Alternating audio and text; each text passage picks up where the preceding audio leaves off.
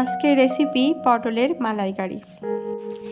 এটা কিন্তু খেতে খুবই টেস্টি হয়। এখানে আমি 6 পিস পটল নিয়েছি, বড় সাইজের পটল।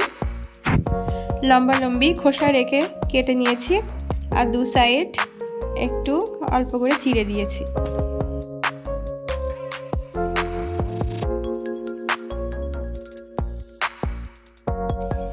কড়াইয়ে তেল বসিয়ে দিয়েছি, এটা আমি ডুবো তেলে ভেজে নেব।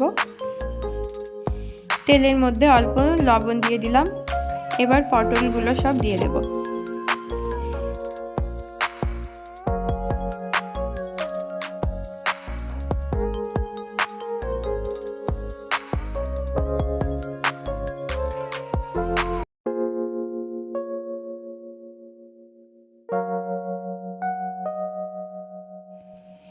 এক সাইড লাল লাল হয়ে গেছে, এবার পটলগুলো উল্টে দিচ্ছি।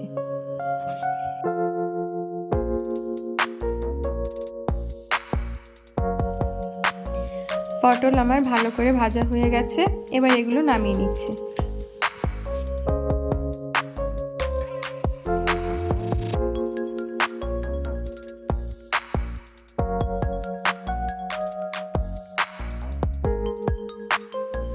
অল্প তেল রেখে বাকি তেল সব তুলে নিয়েছি।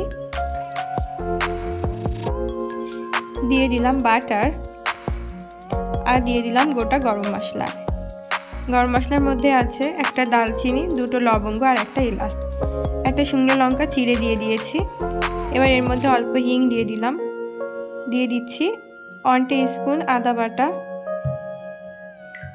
ভালো করে নাড়াচাড়া করে নিচ্ছি। দিয়ে দিচ্ছি টমেটো পিউরি। এখানে আমি একটা বড় সাইজের টমেটো নিয়েছি।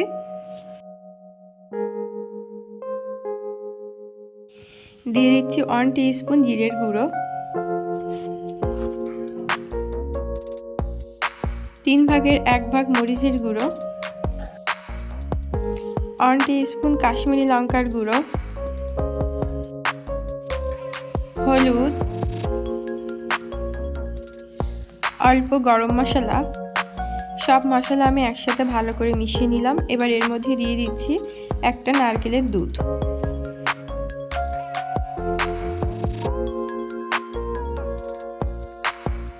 দিয়ে দিলাম পরিমাণ মতো লবণ।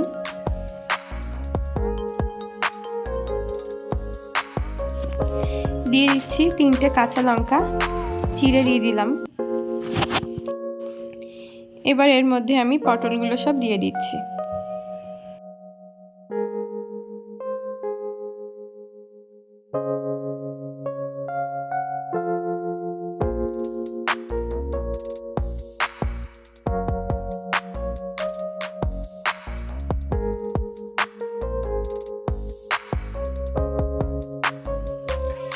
মাঝে মাঝে একটু নেড়ে দিতে হবে, না হলে তলায় লেগে যাবে।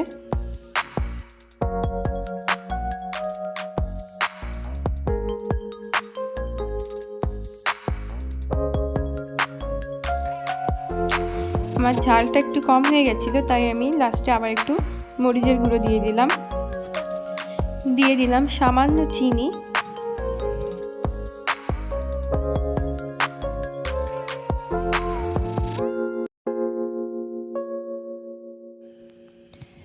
পটলের মালাইকারি রেডি হয়ে গেছে, এবার এটা তুলে নেব।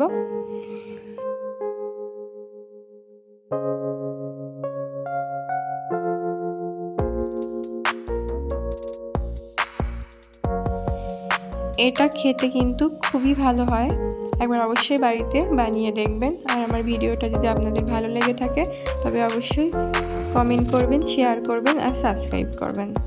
ধন্যবাদ।